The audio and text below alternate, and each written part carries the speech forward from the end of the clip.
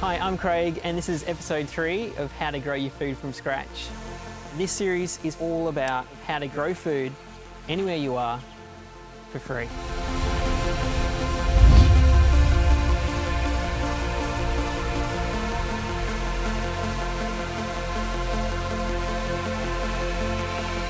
So this episode, I'm going to show you how you can harness the elements, the patterns that you find in nature, so you can choose the right plants for your climate and put your plants in the best spot so you can guarantee you're going to be able to grow food.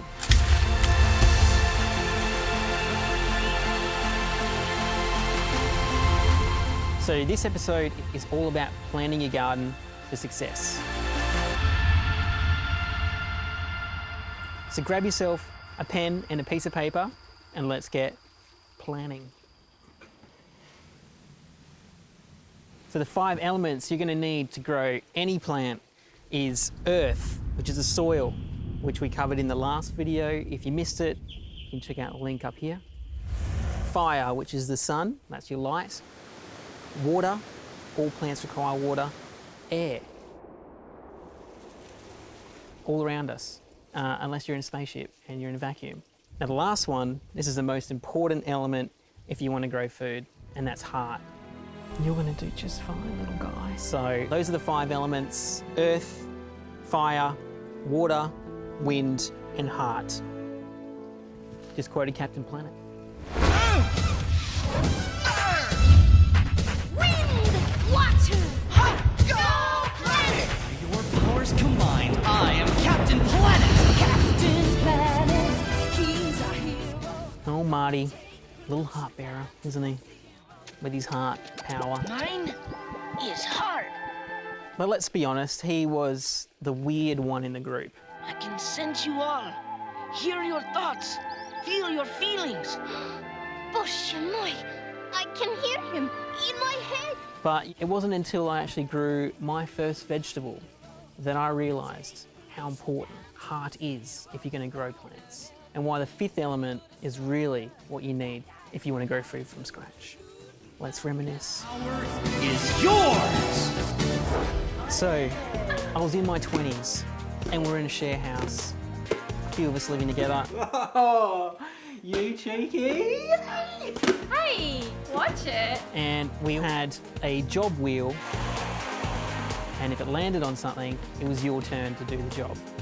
Now, I had this little strike of luck, and it always landed on dinner, making dinner. And boy, did the housemates love it. And at the time, I was really into chili dishes. It's gonna be a hot dish. It's gonna be hot. Oh, cool. Not hot enough though, is it? It's not hot enough. Not hot enough, not hot enough. Can never have too many.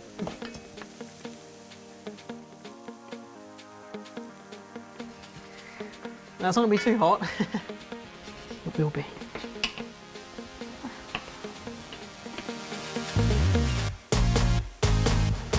But there was one problem. 2 days after I'd bought the chilies, I'd go to the fridge and my chilies would be rotten. Ugh, what happened to you? So I ended up throwing away more chilies than I was actually using. But I had an epiphany.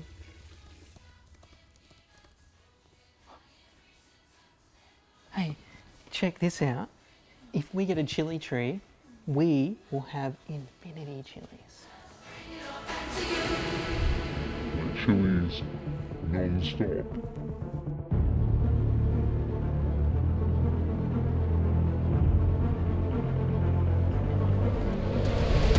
I'll take that sip as a yes. And we can order online. It's on its way. It's here. The chili tree's here. What? So I went and bought my chili tree, planted it, had an abundance of chilies. We are gonna make so many meals. So many meals. Oh, chili. Chili, chili, chili. And I was just making chili dishes left, right and centre, every chance I got. So I was making chili dishes like spag bog chili, chili pancakes, chili toast, chili scrambled eggs, even chili stuffed inside chili.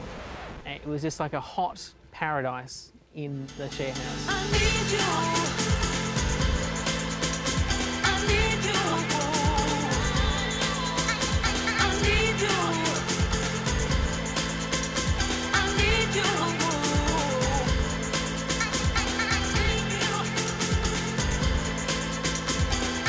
you.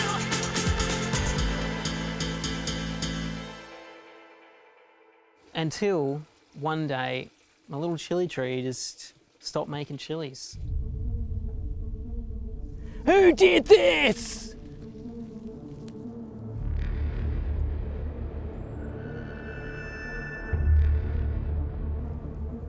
Oh, chili. What's wrong with you? Tell me what's wrong, chili. Tell me, tell me. You what? Fertilizer. Fertilizer. Fertilizer, okay, yeah. I'll get some, I'll get some, I'll get some. Hang in there, hang in there.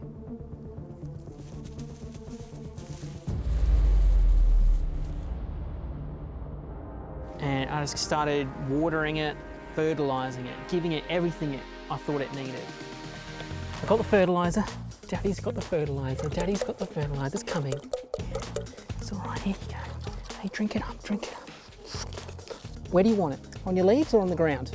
On the leaves or on the ground? Which way do you want it? Where do you want it? Hey, you tell me. You tell me. Hey, you want more? More? You want more? Hey, just a little bit more? Hey, what about that? Have you better? Hey, chili? Some for me? Some for you.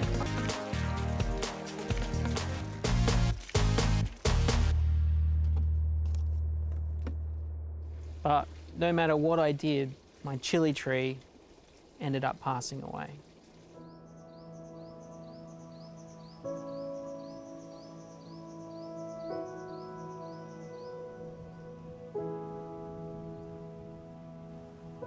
We had some fun times, hot times, really hot. The hottest, actually. But now you're just cold.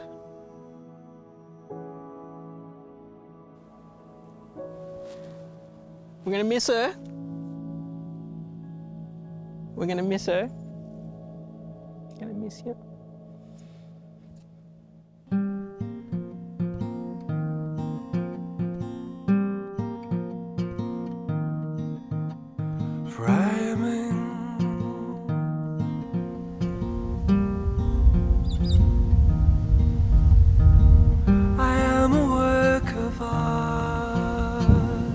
Shapes and colors shifting, I move from day to day, trying to capture every moment in a frame.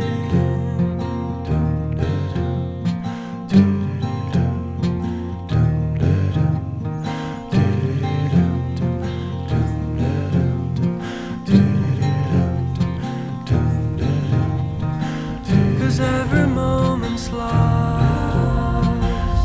just as soon as it is born. There's too little time to frame them all. I just can't frame them all.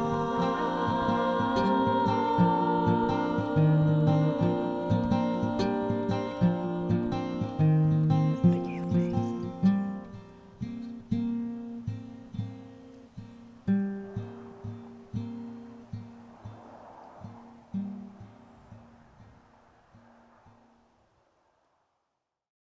There was no more chilies in that house after that day.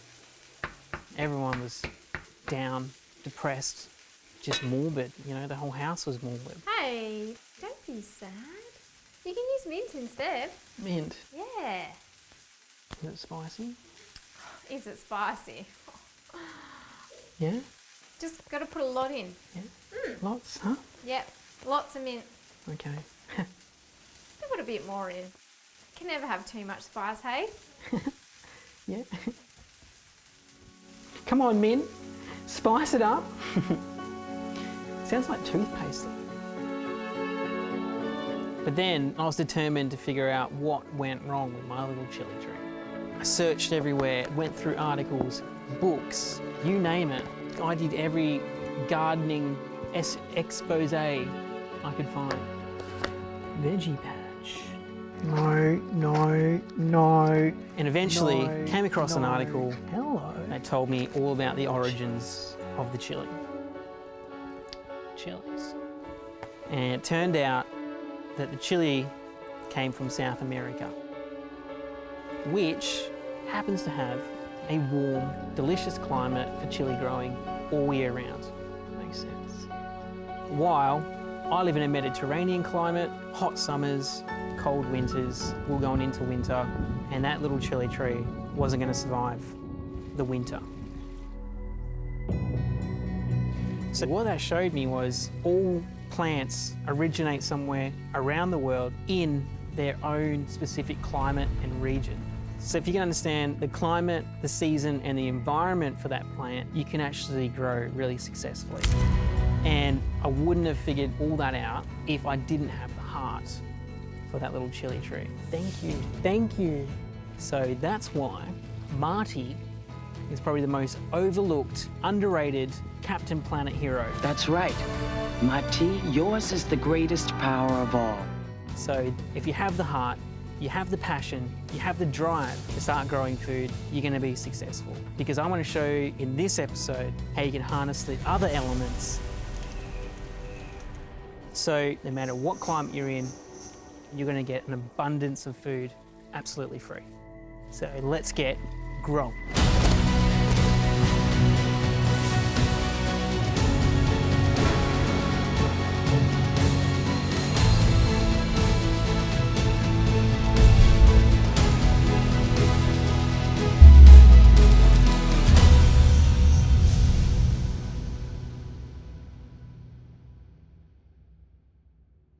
So the first thing we're going to figure out is which climate we're in.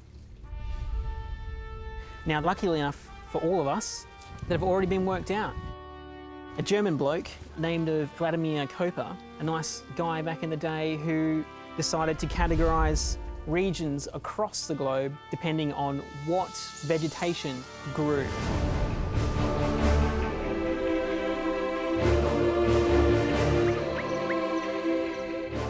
So that means we can figure out what kind of plants are going to be best suited to our conditions so you can actually grow without doing a lot of work. And that's going to be really neato, isn't it? So thanks, Vladimir. Cool, buddy. So there's 6 climates that are across the globe: dry, tropical, mild, temperate, tundra, and polar. There's also subclimates within those. So type in your location and ask which climate you're in. And that'll introduce us to the seasons we're going to be having or experiencing throughout the year.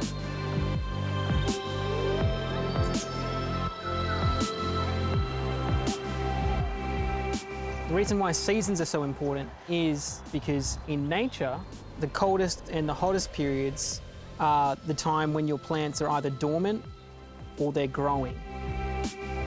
And in between is when they start reproducing, creating new seeds, germinating, because this is a time when it's warm and wet.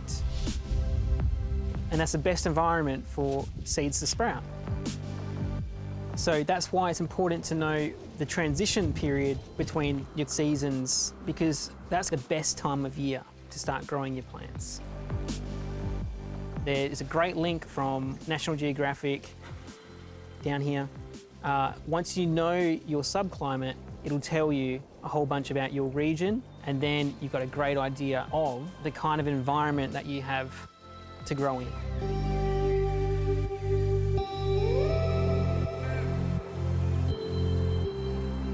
And that'll introduce us to the kind of plants that we can grow.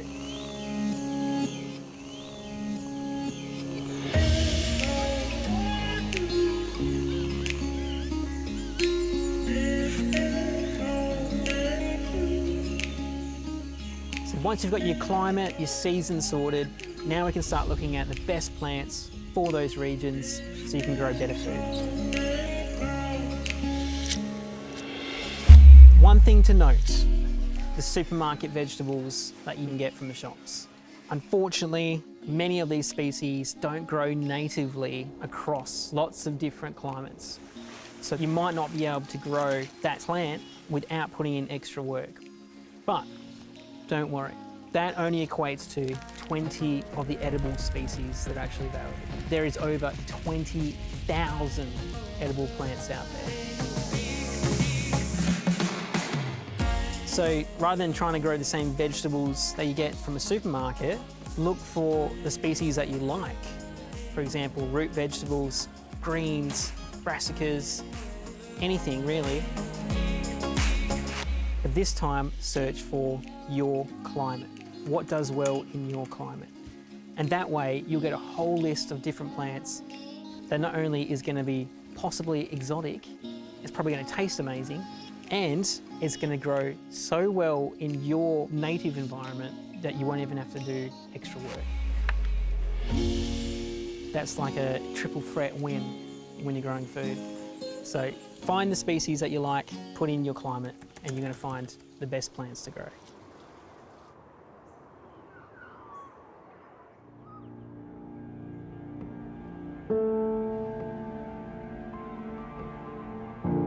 So we've got a great list now of plants that should be growing really well in our area.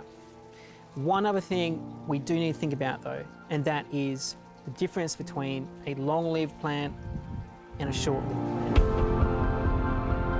So these are called perennials when they live for a long time, and they're called annuals when they only live for a year or two.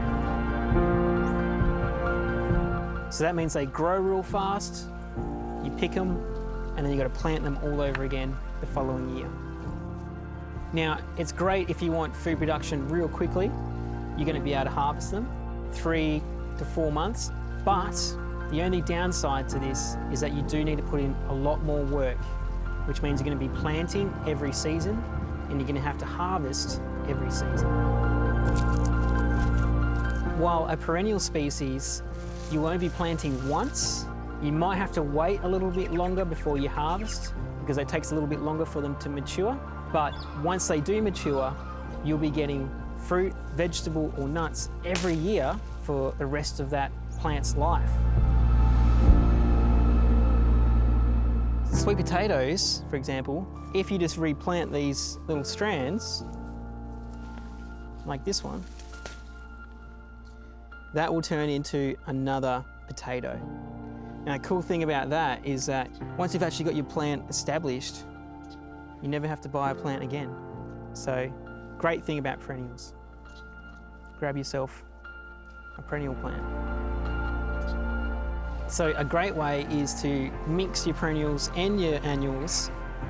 That way, we've got food immediately, but then also you're investing in food that's going to come in the future.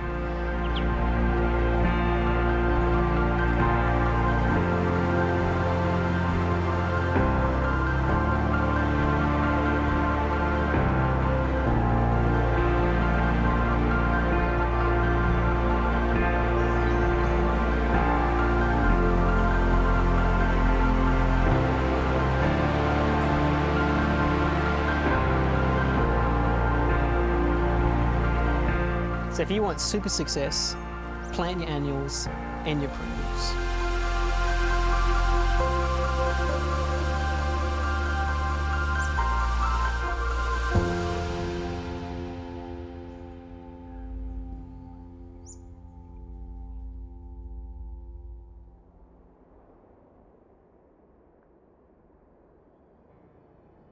So we've worked out a climate.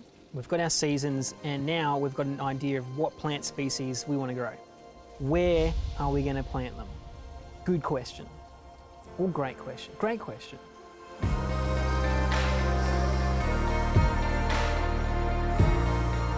So to figure out the best place for your garden, we're going to need to start drawing a plan of the area we can plant in. So grab that pen and paper and let's get planning.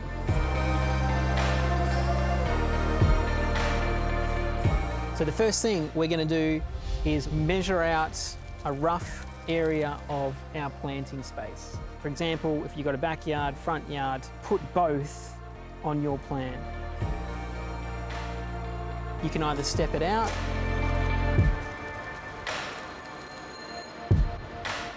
or jump onto old Googs.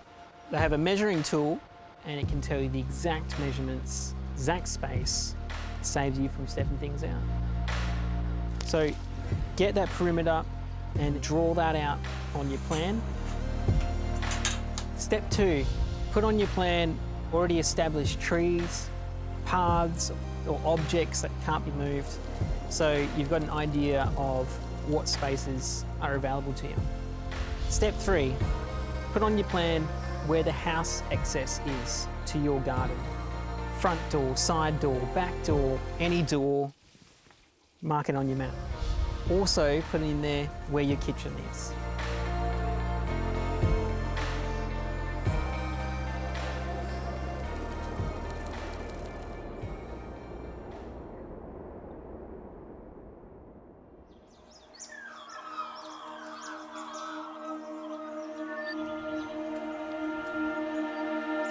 So the next thing we need to figure out is the trajectory of the sun across the sky. This is going to be really important because the sun moves across the sky at different angles depending on which hemisphere it's in and also which season you're in. And it affects how much shadow and light you're going to get in your grow space. But make sure you get this one right because this is how your plants are going to turn sunlight into food. So, if you're in the northern hemisphere, the sun will sit lower in the south over winter. And if you're in the southern hemisphere, the sun will sit lower in the north of the sky over winter. So what this means is over winter, the sun would have longer shadows and that can affect how successful your plants might grow.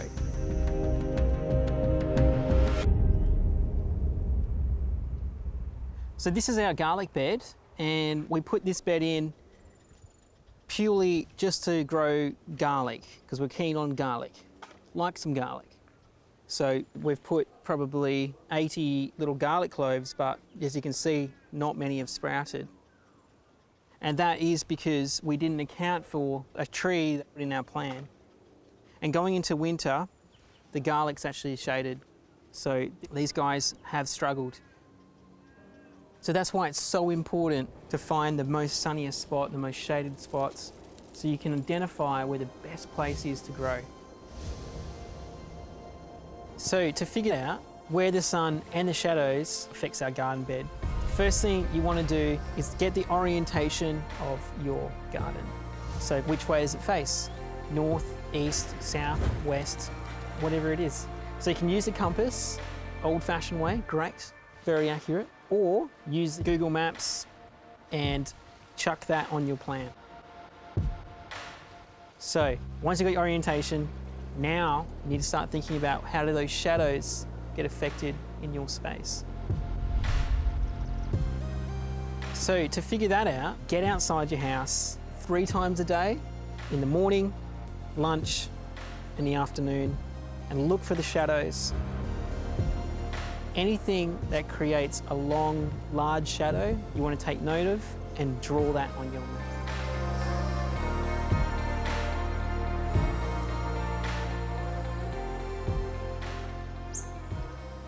So here we are under a carport.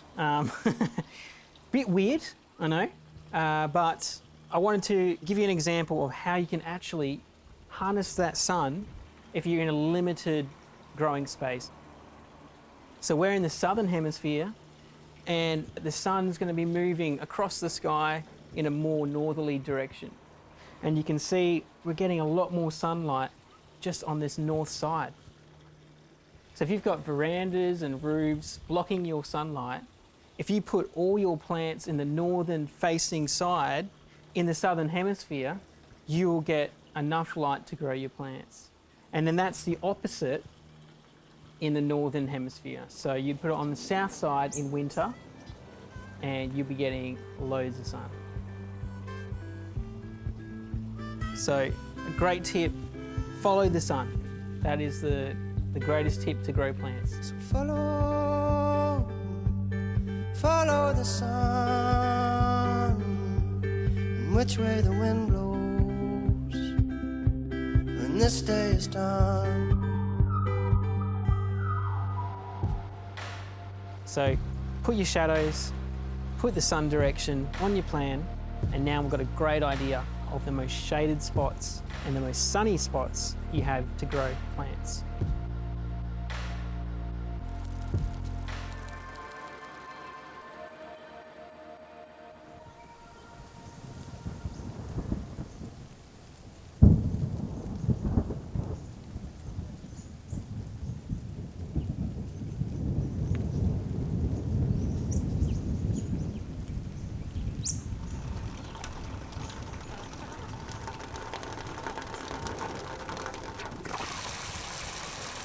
So now we're going to work out our water source. So if you're lucky enough and you're in the tropics, you probably don't need a lot of irrigation. But if you're going to be in an arid, dry climate, this is really important to think about. You're not going to get a lot of rain throughout most of the year. So this is our irrigation. As I've mentioned before, we're in Mediterranean climate. We have really hot, dry summers. So it could actually be really inefficient using scheme water to water your garden throughout summer. But lucky enough, we do have access to bore water here, so we can keep them nice and watered through summer. So that bit's luckily taken care of here. But for an arid climate, there's a whole bunch of resources out there about how you can actually capture it, how you can use it, keep it in the soil without constantly watering. An example is oyas, which are a ceramic pot that's porous. You fill it up with water and basically it will constantly keep the soil nice and moist. It will never oversaturate, it will never undersaturate as long as you've got water in there. So that's a really cool system that you could actually implement into your arid climates to water your garden throughout the dry days. So think about your climate and what systems are around you that you could utilise to water your garden, and that way you can save time, energy, money, and grow food for free.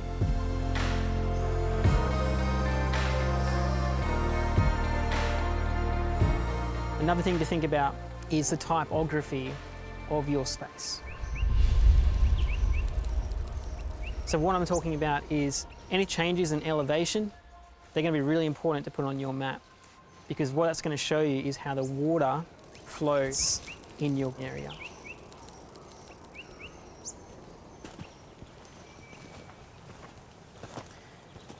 So this is our sloping section of our garden. The house is sitting behind me, and then it slopes down through here and into our veggie patch.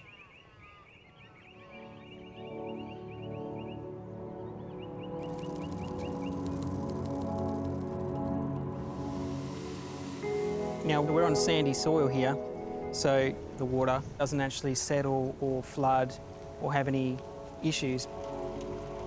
But if you're in a rainy climate or a tropical climate where you're going to get a lot of water running down, you could flood your garden and lose a lot of your plants. So it'd be worth trying to divert some of this runoff either in, they call them swales, which are like ditches, where you can actually create mounds and put your plants on the other side of the mound. That'll turn into like a soak well. And then all the plants on the other side of the embankment will get loads of water. Or a really easy thing is just put your bed on the top section before it actually runs down. Now, if you're in an arid climate, you'll be doing the opposite. So you'll be actually encouraging more water to come down these slopes, and that would essentially irrigate your garden when you do get a bit of rain.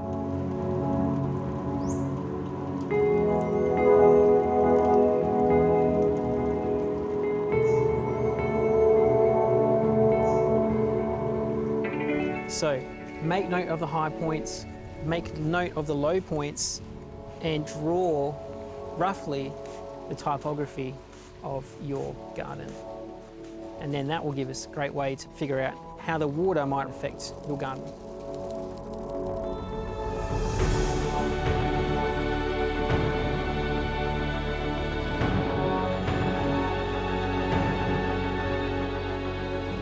Right, well, if you've got through all of this, you've definitely got the heart to start growing your plants. Now we can finally choose the best location to start growing food.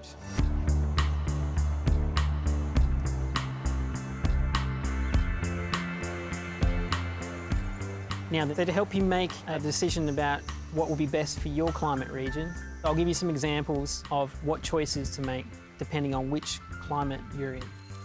So, first thing we need to consider, remember that kitchen you drew? Well, that's going to be your hub. So make sure your garden is as close to an entrance around your house or your kitchen as possible.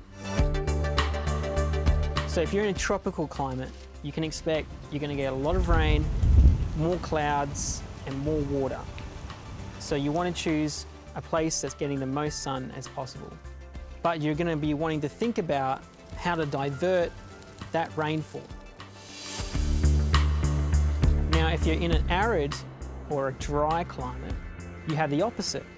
So you're going to have not much rain, very hot sun, and you want to be able to find more of a shady spot for your plants, especially through the hotter, dry season. But you also want to be capturing as much water as possible into the ground. So if you're in a temperate region, you're going to be experiencing your traditional 4 seasons. So you really want to think about that summer shade, and you want to try and get your plants in the sun as much as possible. But if you're like us and you live in a mild region, we get hot summers and wet winters. So we want to maximize that sun in the winter, but we don't want full sun in summer. So we're trying to find a mixed shaded area that we can put our plants in. So hopefully now you can put on your plan where you're going to put that patch so you can guarantee you're going to get success when you grow food. So well done if you've come this far, you've got your plan sorted, and you can now start to grow food. In the next episode, we'll show you how you can actually make your own beds using all these methods that we now have learned to finally plant your plants.